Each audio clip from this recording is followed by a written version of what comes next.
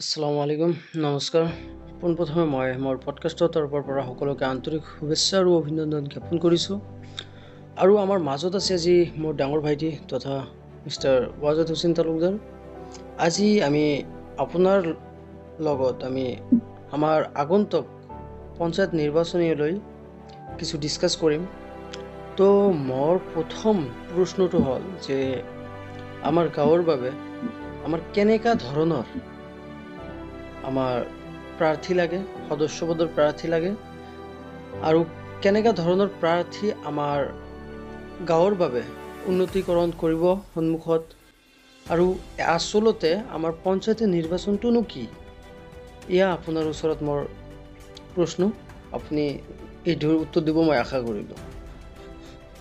হয়, পোনপ্ৰথমে মই সকলো ৰাইজক তথা মোৰ সৰু ভাইটি মিষ্টাৰ জামানক আন্তৰিক শুভেচ্ছা আৰু ধন্যবাদ জ্ঞাপন কৰিছোঁ, কিয়নো তেওঁ মোক এটা সুন্দৰ কুৱেশ্যন কৰিছে আৰু তেওঁৰ পডকাষ্টত মোক ভাল এটা কুৱেশ্যন কৰিছে। মই নতো আনন্দিত।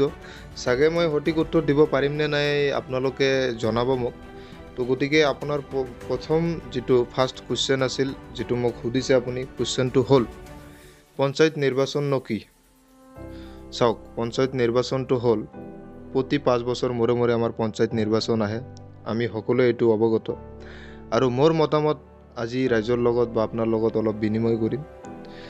মই যিটো জানো, পঞ্চায়ত হ'ল এখন ছেমি গভৰ্ণমেণ্ট আৰু সেইটোত আমালোকৰ গাঁৱৰ মেম্বাৰ, সদস্যপদৰ প্ৰাৰ্থী এনেকা আমালোকৰ পচন্দ কৰিব লাগে বা চুজ কৰিব লাগে। প্ৰাৰ্থীজন চাওক, ৰাজনৈতিক ভাষাত বা ৰাজনীতিক ভাষণ হিচাপে মানুহে নানা ধৰণৰ লোভ লালচা বা আশা আকাংক্ষা দেখুৱায় যে পঞ্চায়তৰ এজন মেম্বাৰে ডাঙৰ তেনেকৈ কোনো কাম কৰিব বুলি মই আশা নকৰোঁ। এইটো তেওঁলোকৰ ৰাজনৈতিক ভাষণত কয়, মই ৰাস্তা কৰিম, মই এইটো কৰিম। তেওঁলোকৰ মেম্বাৰৰ কাম তেনেকৈ কোনো কাম নাথাকে মোৰ জনামতে। আৰু ৰাইজে আপোনালোকে কমেণ্টত জনাব মোৰ সঠিক সেইটোৰ বিষয়ে ইমানে নলেজ আছে।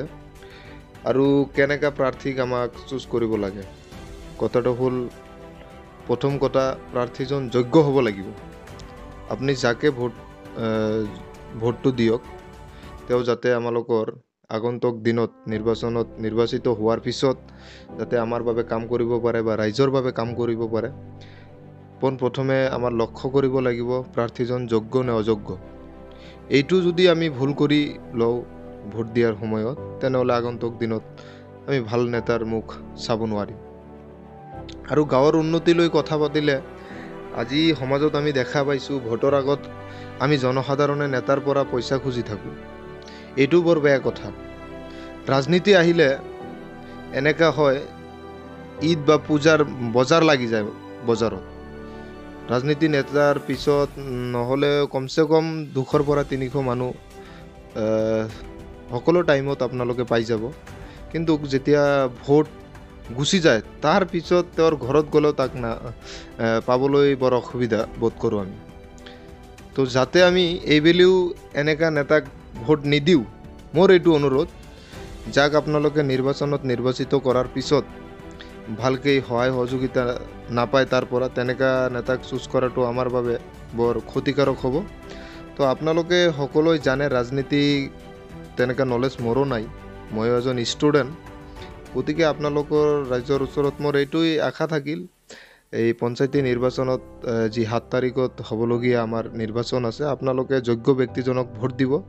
এইটোৱেই মোৰ মতামত, আৰু বাকী কথা নকওঁ। আৰু এটা কথা, পঞ্চায়ত নিৰ্বাচনত একচুৱেলি দল বল এইবিলাক দেখিব নালাগে, ব্যক্তিজন কেনেকুৱা সেইটো দেখাটো আমালোকৰ গুৰুত্বপূৰ্ণ বেছি। কিয়নো পঞ্চায়ত নিৰ্বাচনত কংগ্ৰেছ, UDF, BJP তেনেকুৱা কোনো কথা নহয়। কথাটো হ'ল, যাক আমি ভোট দি জয়যুক্ত কৰিম সেই ব্যক্তিজন পোনপ্ৰথমে আমালোকৰ ভাল হ'ব লাগে। পঞ্চায়ত নিৰ্বাচন এনেকুৱা নহয় এজন মেম্বাৰ হৈ তেওঁ পাৰ্লিয়ামেণ্টত গৈ কিবা ক'ব পাৰিব। তেওঁৰ গাঁৱৰ উন্নতি লৈয়ে তেওঁ ভাবিব লাগিব। আমাৰ পঞ্চায়তত যি অসুবিধা সন্মুখীন কৰোঁ, তাৰ পৰা আমালোকক আশ্ৰয় দিয়াৰ কাৰণে ভাল সিদ্ধান্ত গ্ৰহণ কৰিব লাগিব। এইখিনিয়ে মোৰ মতামত। আৰু কাৰোবাৰ যদি কিবা বেয়া লাগে বা ভাল লাগে কমেণ্টত জনাব।